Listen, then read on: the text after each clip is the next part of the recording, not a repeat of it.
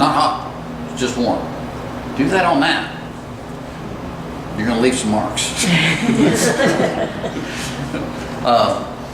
But it also helps the energy efficiency of this unit with the triple pane glass. But you know, we used to have it where there was a light bulb in there, and the light bulb barely burned out in about 6 months, and it was just a dark oven because nobody ever wanted to change that light bulb. Utilizing the unit, one more thing. Open this back up. So on this side over here, we've got a spray and rinse hose. Okay. Now this can be used for, you know, filling if I'm doing rice. If I'm doing pastas, then I can utilize this to fill them versus filling them over there and trying to come over here with balancing water and trying to get it in the oven. To utilize this, you pull it out this way until it locks. Lock. Lock. Lock.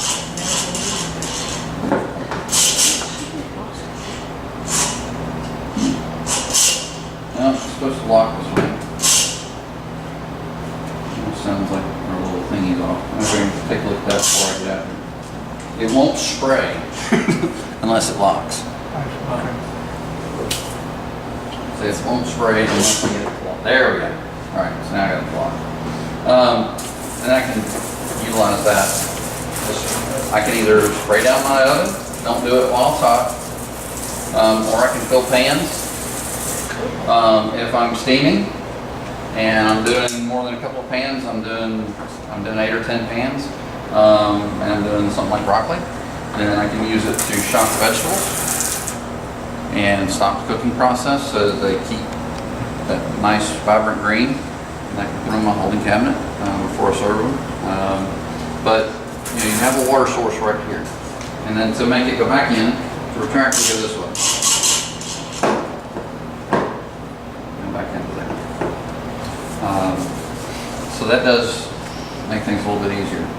This is for uploading software updates, and menus can also be uploaded on there as well. So it's USB. It is not a phone charger.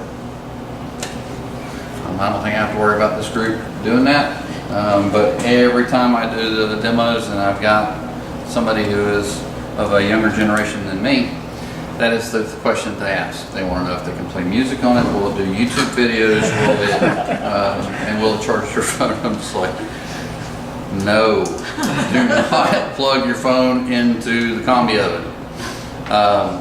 The reality of it is it actually will charge a phone, but it will also try to read everything on the phone, which messes all this up, and it just, you know, so I just tell them no. And then we've had a couple of them that said, well, I'm going to try it anyway. And out I come with new programming and all this other stuff. So I'm like, just don't use it as that. We have two different cooking modes. Here on the front here we've got our menu, and then we have our manual mode. We've got our sleep button, which I just turn that on or off. The scrubbing bowls. Okay. Scrubbing bowls takes me over here to my cleaning screen. And this first one is a 20-minute rinse. What it really does is it's a low temp steam at 90 degrees for 10 minutes. It's a high temp steam at 212 degrees for 8 minutes. And then it rinses for 2 minutes. I love the rinse mode. I don't have to add any chemical to it, and 80 out of 100 times, if I haven't spilt mac and cheese, a whole pan of mac and cheese down here in the bottom and then cooked at 400 degrees and gotten it burnt, baked on, if I run it through that rinse mode, I can just wipe everything out or spray it down and have my oven clean. Again, I'm not big on using chemicals if I don't have to. And each one of these modes, as we go up in time, and then we start adding chemicals. The little pods that you guys probably have somewhere around here. Again, not big on using chemicals. With what you guys are typically cooking, you should never have to go past the first two. You know, you guys are not doing chicken wings at 450 degrees 8 hours a day. where chicken grease is everywhere. You guys are cooking a lot of different products. You know, doing 8-10 pans of bacon in here is not going to do anything to this oven. You know, even with that, I can still run it through that rinse mode and spray it out, and it's going to be clean. So those are your clean modes, and really, you know, like I said, those first two are the ones that I would utilize the most. Now, make sure you're done cooking, because once I start one of those clean modes, asteroid hits the Earth, kills us all. Something evolves back to smart enough to figure out how to get power to this, it's going to start in that clean mode. It's not going to, you know, once I start a clean mode, it's going to complete that clean mode, regardless of what you do. You can kill it at the breaker, you can kill it, unplug it, doesn't matter. Once it goes back, it's going to start in the clean mode. So make sure you're done. With the 20-minute rinse, that's not that big of a deal, and you do have another oven down here on the bottom. They're exactly the same, they do the same things, but you know, that clean mode, once you get started, it's going to finish. When I hit that, it's going to tell me how many things of chemical I have to use, and I just hit that green check mark. If I did, it would tell me to shut the door and it would start into its mode. The eye. Okay, so the eye is for when I forget what these buttons mean. If I push the eye, it will tell me that this is professional mode, and that's my recipe book. If I go into professional mode, which I guess they assume that chefs are professionals, and I hit my little eye, then it's going to tell me everything that this is. That's my steam button. That's my combination button, my convection button, my retherm. This is pressed to change my temperature. That's pressed to change my time. That's pressed to change my probe temp. That's to preheat it. That's to cool it down. That's to start and stop it. And inject steam. Power modes. Delta T, which if you're cooking with Delta T, you're just showing off, but I'll tell you what that is. Dehydrate. My boss's deer jerky. That's what I do a lot of. And fan speeds. Changing my humidity, shelf timers. Okay, so that will tell me everything that's on there if I forget what one of those buttons does in the manual mode. Steam mode. So I can actually go up to 250 degrees in steam mode,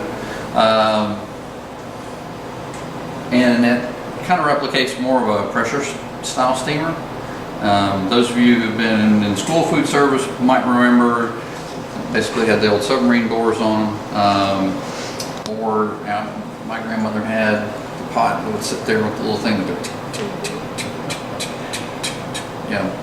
that's a pressure steamer, and all that really is that, you know, steam under pressure. I can cook at a higher temperature, so I can go up to 250 degrees, and basically I'm just maintaining my cabinet temperature at a higher temperature with steam. I'm not really doing anything under pressure. But I actually kick on my elements a little bit to give us a little bit more heat in there. I can also go down to 85 degrees, so if I wanted to do a proof and bake on rolls or something like that, I can actually program that in to where it programmed in a proof cycle at 90 degrees with 100% humidity for X number of minutes to proof the bread, and then it would go into a preheat mode, shoot the temperature up, and start baking it, and I never have to take it out. So I can do things like that. I can also do low temperature steam, where I go down here and I put 180 degrees in as my temperature and hit check mark. And so now I'm going to be cooking at 180 degrees. It's great for if I'm doing shrimp or something like that, or fish, you know, where I don't want to overcook my fish. Dry fish is not good fish.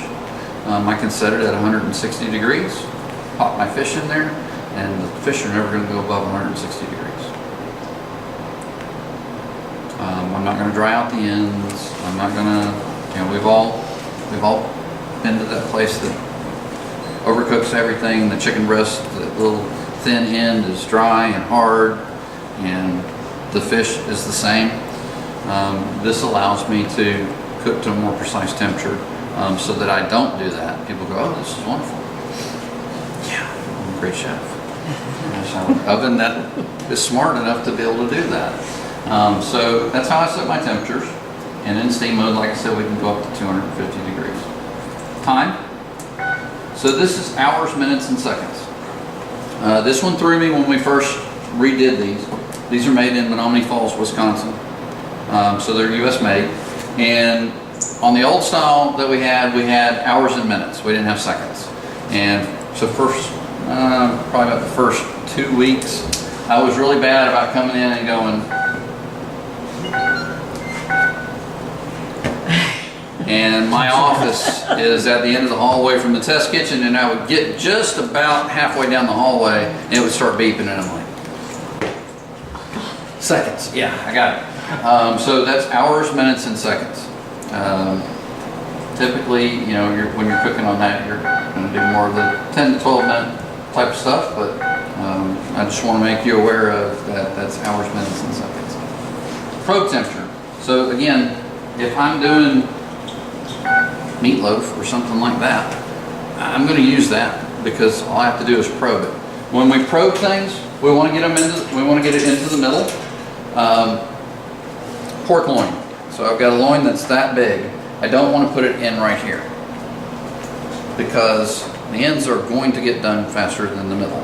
So I want to come in at an angle and make sure that this tip gets into the thickest part of the loin. And I want as much of this probe in the product as possible because I don't want heat migration down the probe.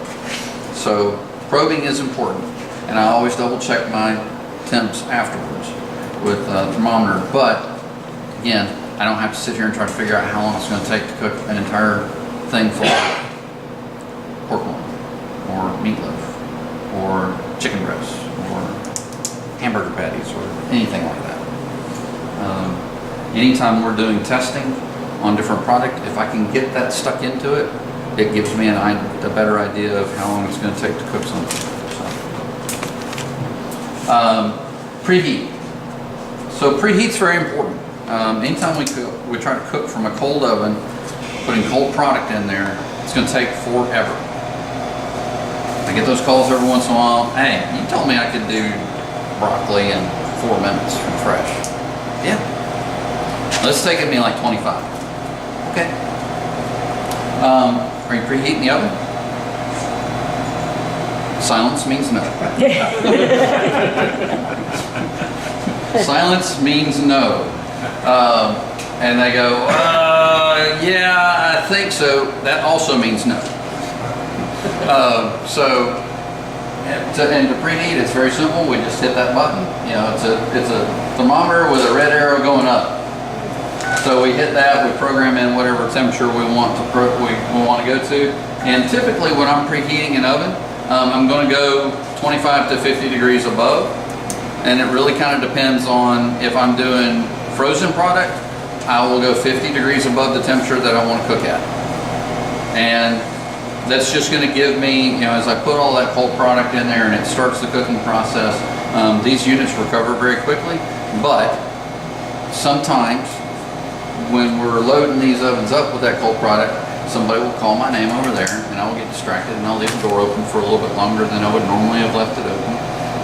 And then I come back and my oven's not hot anymore. So by going a little bit higher, it gives me a little bit more leeway on that. Plus it helps with keeping my cook times down. So very rarely will I ever start from a cold oven to cook anything. If I'm doing something on a low temperature steam, then a lot of times I will start from a cold oven because I really don't want heat in there. If I'm going to do that bake where I proof my stuff, I want a cold oven. But for the most part, I'm going to heat my oven up. If I'm cooking bacon or something like that, and I'm cooking at a higher temperature, and then I need to go to steam mode, I want to cool my oven down too, because I can only put in a certain amount of steam based on what temperature. So if my oven's at 375 degrees and I want to steam, I'm not going to be able to get 100% saturation. I can only do that at 212 degrees. So I want to cool my oven down. I just type in whatever I need and hit start. If it's going to tell me to open the door, cool down, shut the door, and I'm ready to go.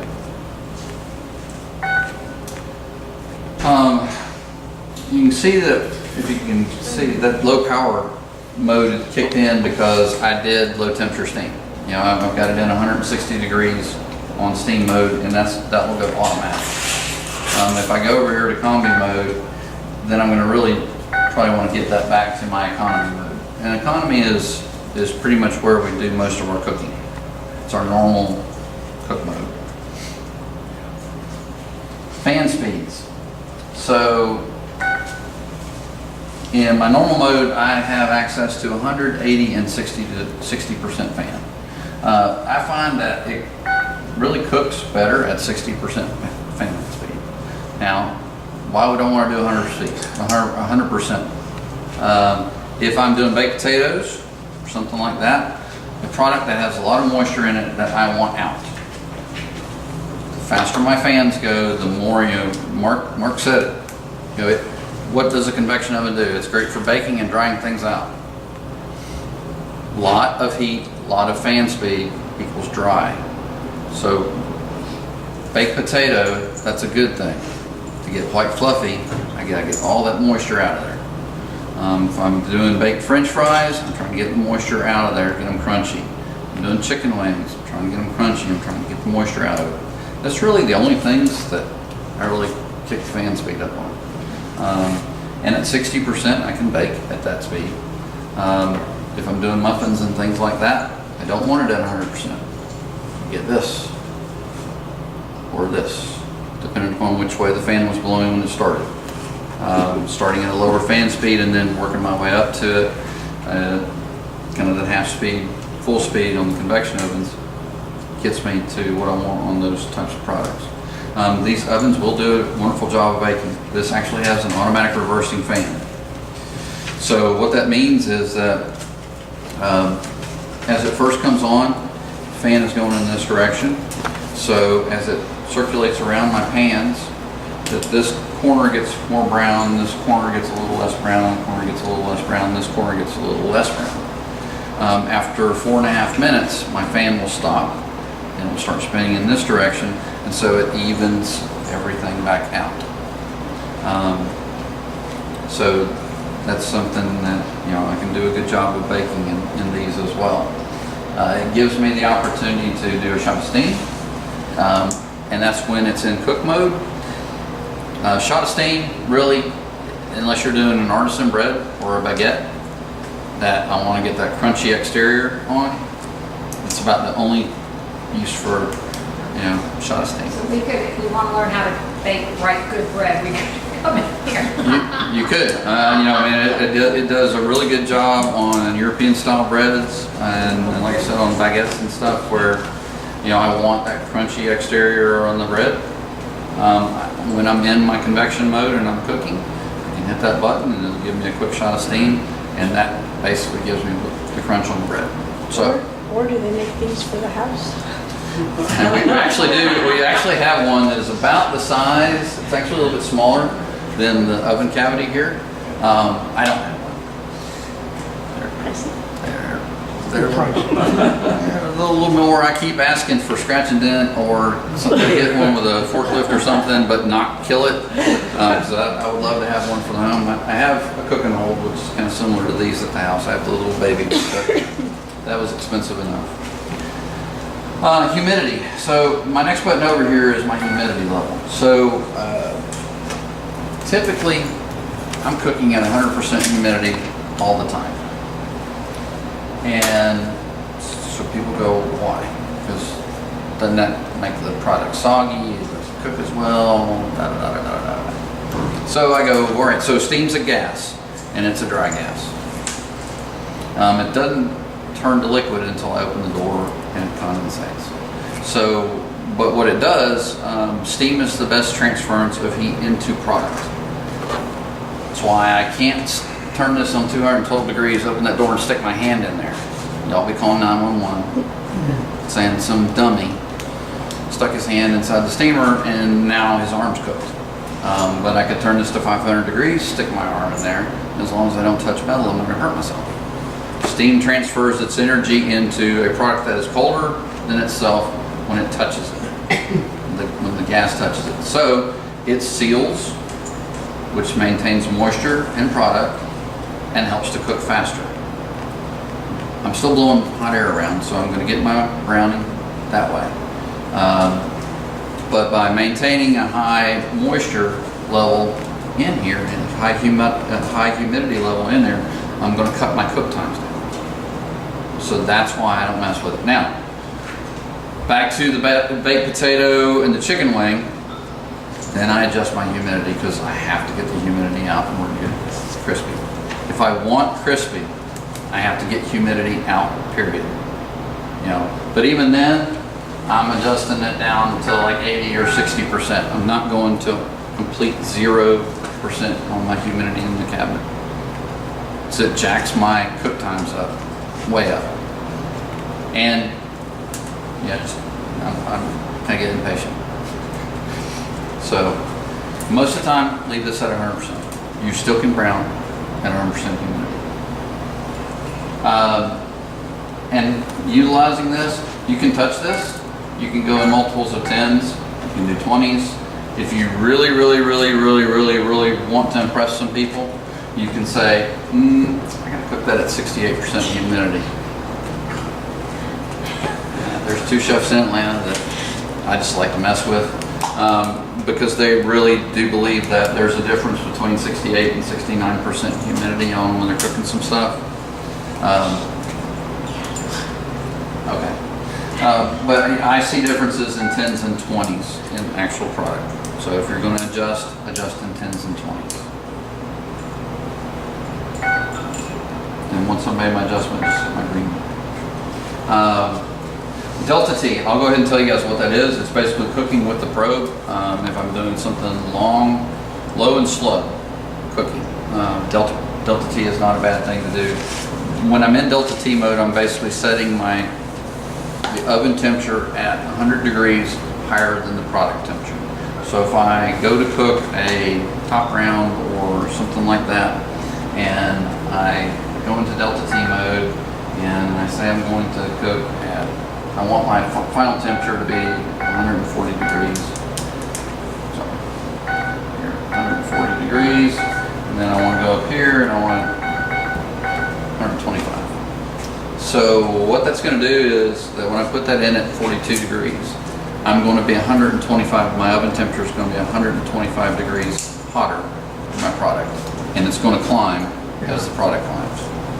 So it's a very long, slow cooking process. Basically that cooking and racing. Yes.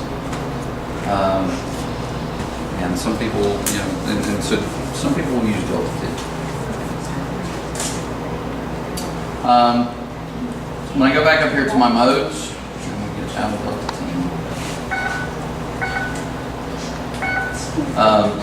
Combi mode. So combi mode is where I'm going to live most of my time if I'm not steaming something. If I am cooking bacon, if I am cooking sausage, if I am cooking scrambled eggs, if I'm cooking any type of, you know, when I'm cooking mashed potatoes, I'm reheating something, I'm going to be in combi mode. It gives me the benefit of steam, and I can also blow hot air around if I need to get some browning. Convection is those 2 stainless steel boxes next to it. Same thing. This one has the auto reversing fan, where most standard convection ovens don't have that. You know, this is kind of more of a high-end baking oven that has the auto reversing fans. So I can bake in here, but you know, a lot of that is dictated by what am I doing. If I'm making bacon, I'd rather make bacon in here than there.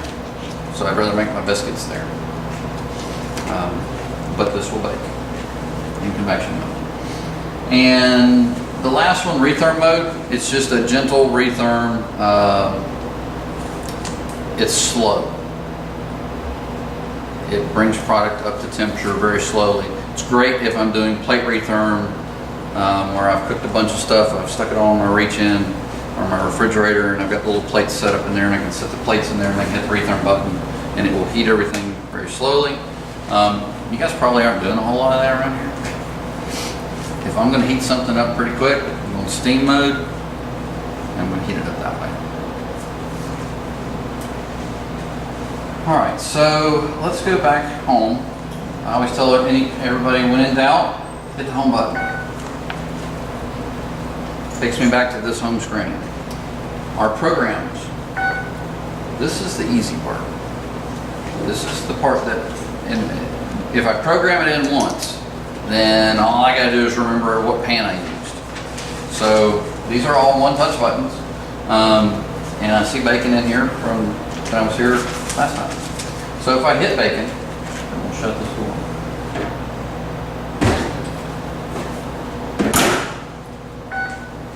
First thing that's gonna happen is we're going into a preheat to 400 degrees. So anytime that I program something in here, I want to make sure that I program my preheat into it. It kind of eliminates the possibility of somebody utilizing the oven cold and then they're wondering why the bacon took an hour and a half to cook. So it's going to preheat. It preheats pretty quickly. From a cold start oven up to 475 degrees, it's a 7.5 minute preheat time. So what I tell everybody is, hit the button, go get your bacon. Start panning it up. By the time you're done panning, it'll be ready for you to put it in there.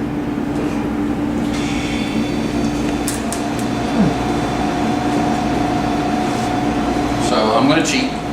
I'm going to pretend like it got to 400 degrees.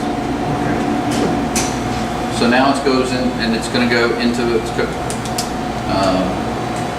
I've got it at 375. I'm in combi mode. And I've got 60% fan, 100% humidity, and it's just going to go through its cook mode. And when it's done, the lightsaber is going to blink, and it's going to beep at you. So no difference if it's 1 rack or 4 racks? It does not. Yeah. That's where the Star Wars engineer thing came in. When we first got that, we had these ovens for a year in our test kitchen before they went out to go beta test, and they told us to play with them. And so we got the lightsaber handle and I'm sitting here going,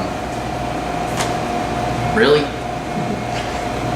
I mean, but then as I told you guys, my office in our test kitchen and my office down the hallway from the test kitchen. So about the third time that I poked my head out there to see if it was done cooking something, I went, okay, I get the lightsaber door now. When it's on, it's cooking. When it's flashing, it's done. So if I'm across the kitchen or down the hallway and I want to know if whatever I had in there is done, all I got to do is look. Flashing means done. Solid means it's still cooking. So I went, okay, I can see where it has a purpose. Now, if you didn't cheat when it was preheating, Yeah. would it automatically come up to this when it was finished preheating, or do you still have to hit that little red button? Okay, so no, great question. You don't, because what it's going to do is it's going to tell you I'm done preheating, and it's going to sit there, and the door thing is going to come on like this, like, okay, I'm done. You do your part. Open door. Put stuff in.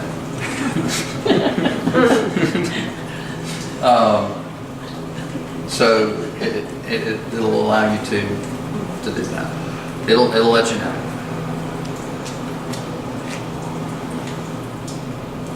What does that 2 of 2 mean, by the way? Oh, okay. That's a good question. Let's go back.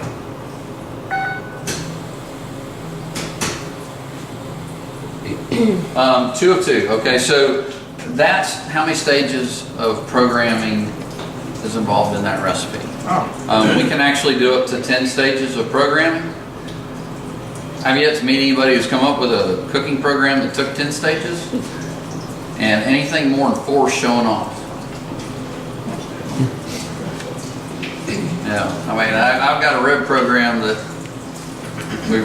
we tried to figure out how many stages we could put the ribs through, and I got 5. I was like, I don't know what else we could do to these things. We've low cooked, we've smoked them, we've low, but most of these programs, that we would do in here is one's preheat. Two might be either a high blast of hot, or you know, where I've got more steam, or I've got adjusting my fan speeds or something along those lines. But typically we're 2 or 3 is the max that we ever do on programs in the comedies. But that'll just tell you how many. All right, thank you. Okay, you mentioned pasta and rice and that kind of stuff. Mhm. Is that programmed in there or?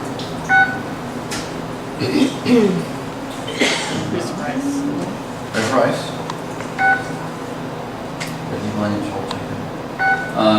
Rice and pasta are pretty much the same time. Let me see what.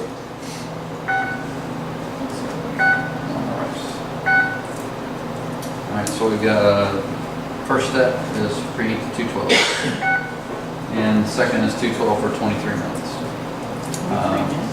So pasta is roughly about the same. It depends on. I know she used to do the pasta. It's usually 20 to 25 minutes.